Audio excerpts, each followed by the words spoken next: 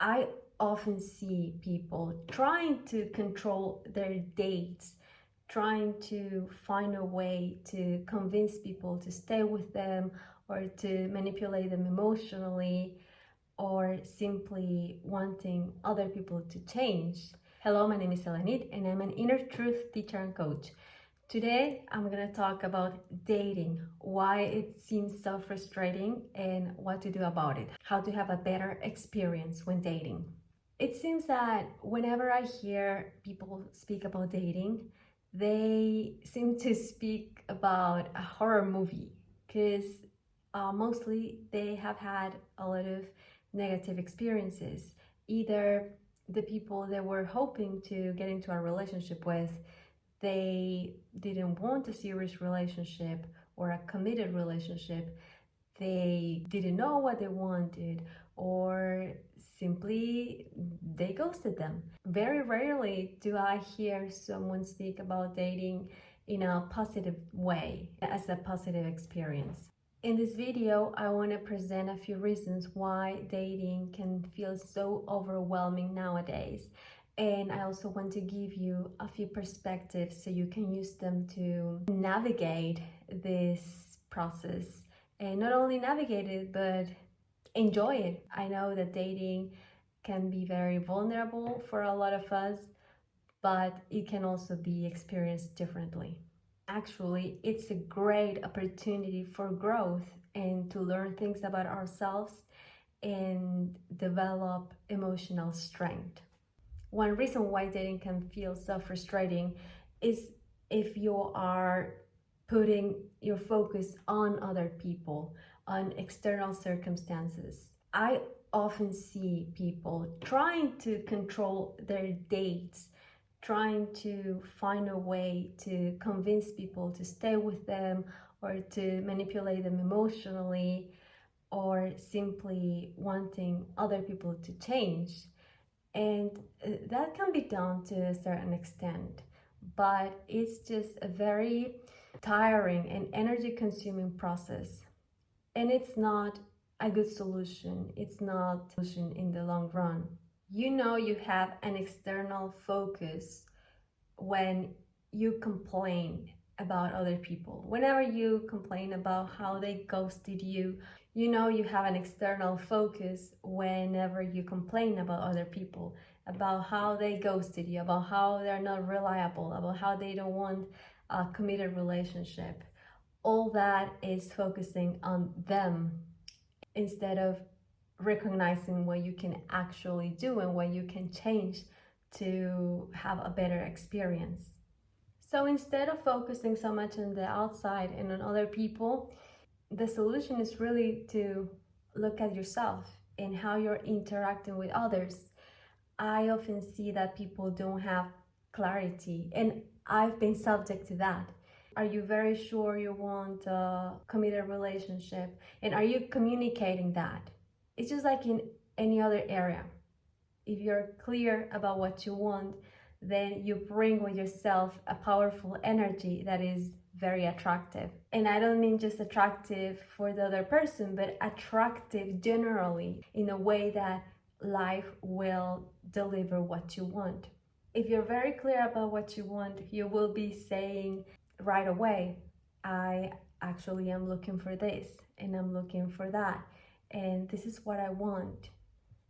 Would you be up for it?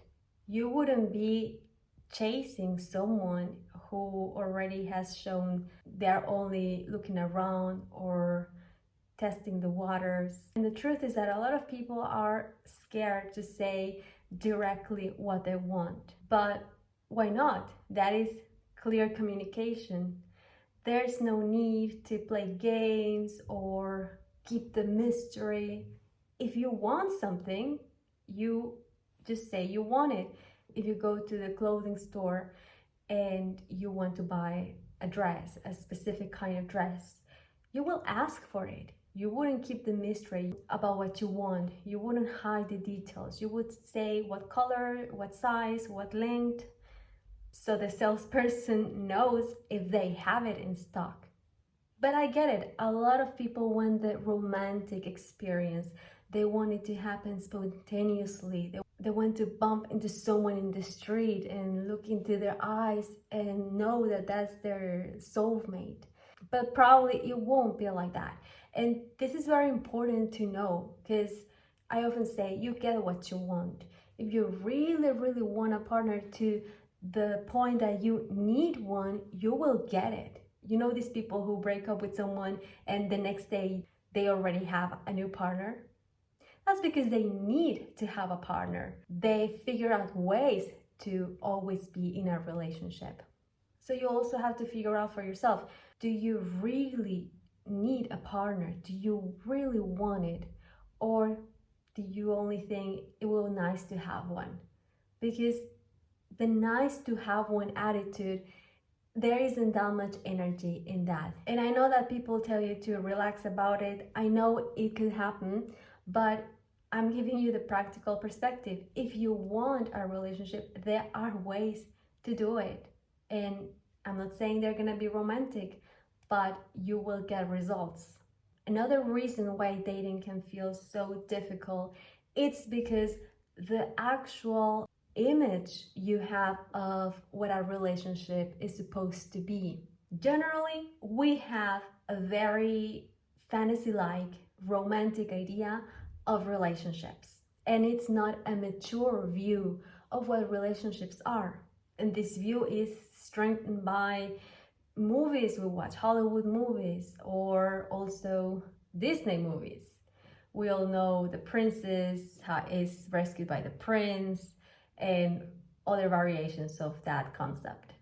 We're made believe that relationships should last forever. And that's simply not true, because relationships, like everything in the world, they have a purpose. Sometimes the purpose is fulfilled in one day.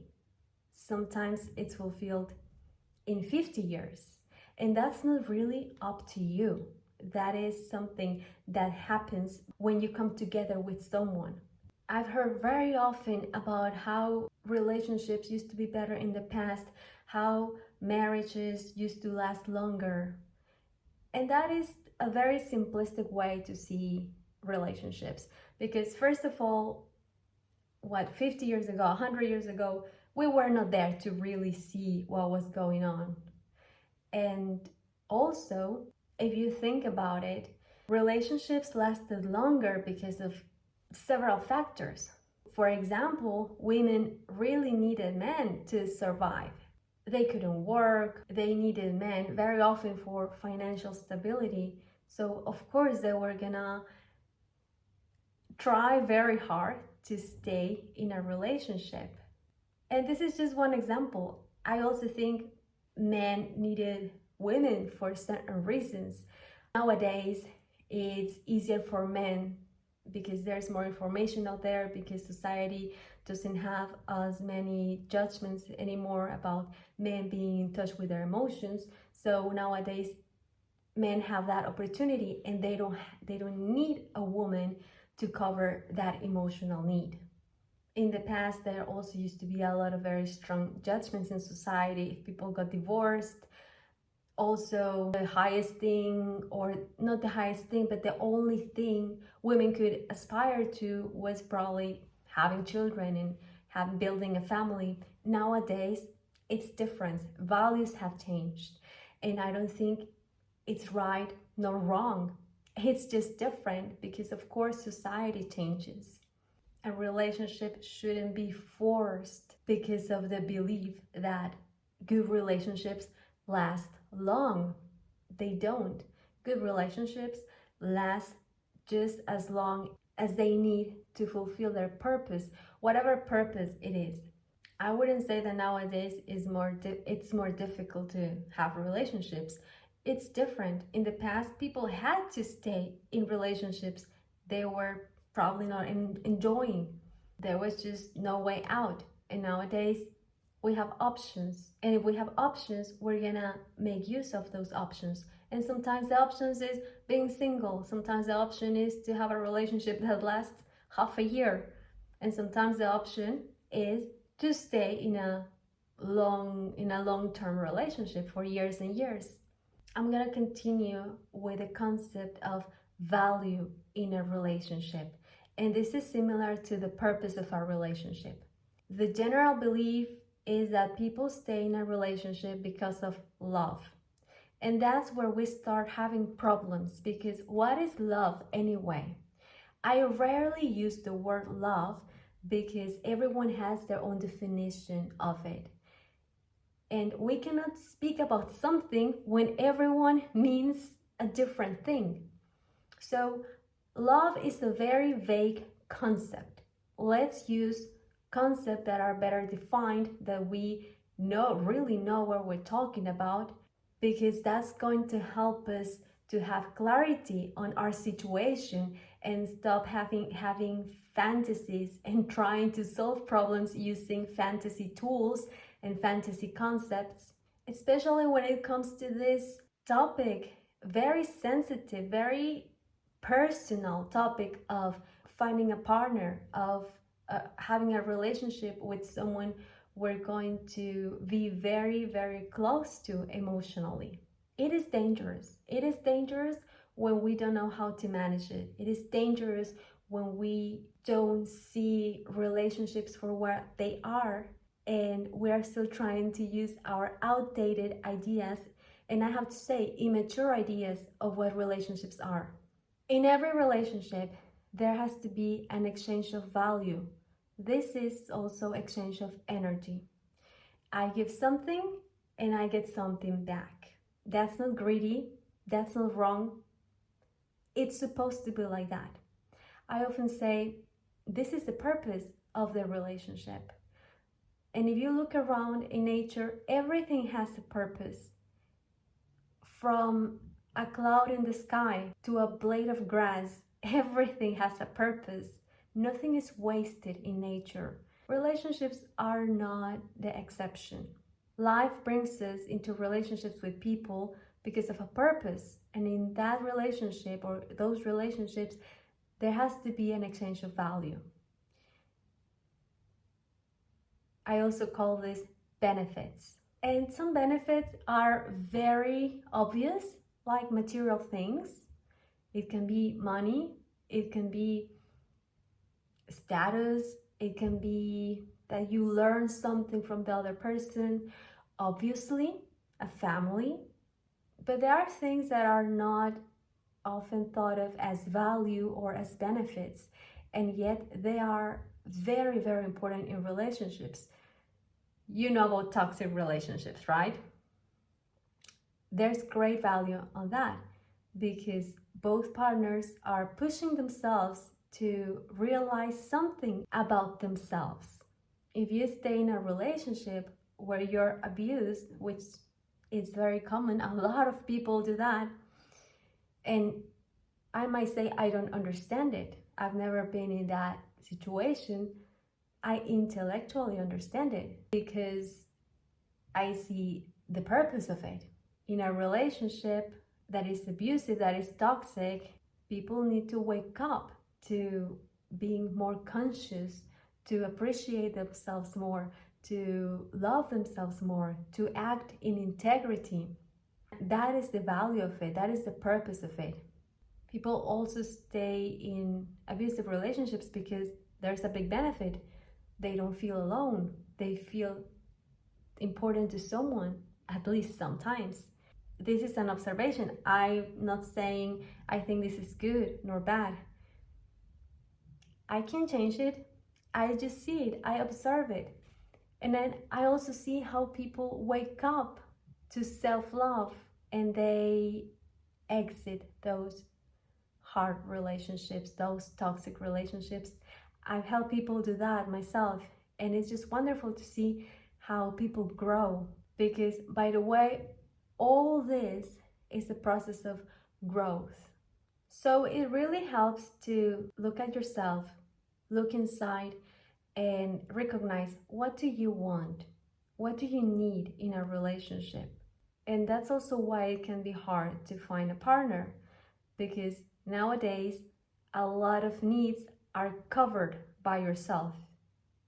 You earn your own money, You learn how to regulate yourself. Nowadays, there's a lot of information. That there's coaching, there's spirituality, there's personal growth. So a lot of people are working on themselves and they don't need someone else to regulate them. Once I had a session with a woman who told me she wanted a partner so he would regulate her.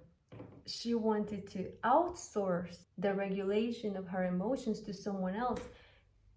That's very dangerous because the other person might do a good job or might not.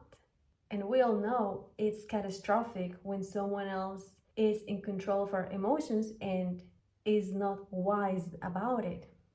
No one is responsible for our emotions. So that's something that nowadays a lot of people are working on. So we don't need someone else to help us with that. Also, people don't even have to have a partner to have children. So what is the need for coming into a relationship with someone else? There are reasons, but there are no needs. And when there's no need, then just take a look at the next option and the next option and the next option, or just procrastinate it. So it helps to recognize if you have a need that you cannot cover by yourself. Then you have a strong reason that has weight and will make it more likely for you to come into a relationship with someone who can provide that. So the easy way to relationships is to make choices and to treat them as something more practical than a fantasy, than a fairy tale. So first of all, you will have to know what you want from the other person, what you need from the other person. What do you need someone else for? Do you need them to have a family? Do you need them to get a financial benefit? There's no judgment in this. Everyone has different needs. In what way would they make your life easier?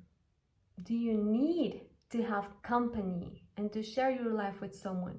Recognizing what you need will make your life easier when looking for relationships, because then you will know where to look, or you won't be looking in the wrong places. You won't go to the butcher when you want to buy milk. So let's say you want financial security. You won't date someone broke without ambition. You won't demand that person to level up or to change who they are so they can create money for you.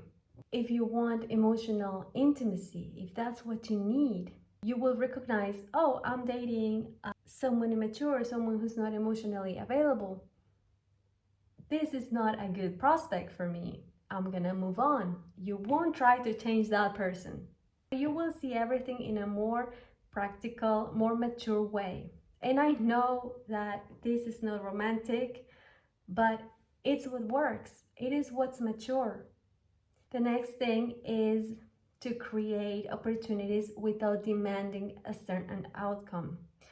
Create opportunities to meet other people that might be a good fit. So often I talk to women who wanted to find a partner, but they hadn't had any dates in 5 months. So I'm not saying it can't happen spontaneously, but that's leaving it up to luck. And that's an indication that for those women, having a partner is just a vague wish. It's not really a need, it's not a strong desire either.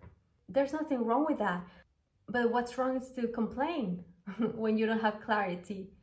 What's wrong is to want to change other people and then say all men are like this and all women are like this. That's what's wrong. That is very immature. And I do give very often the example of dating as finding a job. Again, it's not romantic, but looking for a job is not romantic either. And yet, you get results. When you go to your first job interview, you know most likely it's not gonna work out. Who knows? Maybe it will, but you won't be as disappointed if it doesn't work out. And some people get disappointed anyway, even though it's just a job. when actually there's no reason why to take it personally. You will never really know why they didn't choose you and why it was good that they didn't choose you. There are a lot of jobs out there. Anyway, I don't know anyone who really wants to have a job. They want the financial security that it brings. Finally, I have a question for you. How would your life be easier if you had a more responsible and mature perspective on relationships? See you next time.